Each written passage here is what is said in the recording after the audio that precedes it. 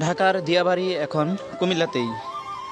ঢাকাতে যেমন দিয়াবাড়ি আছে, অর্থাৎ একই সাথে প্রকল্পের শত শত বিল্ডিং, একটানা 100-200 বিল্ডিং আছে, 16 তলা বিশিষ্ট একটি বিশাল এলাকা নিয়ে।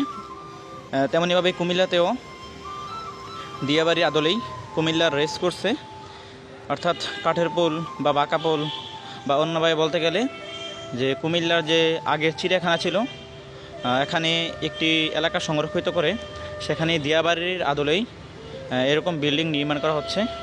খুবই সুন্দর চমৎকার এই বিল্ডিংগুলো।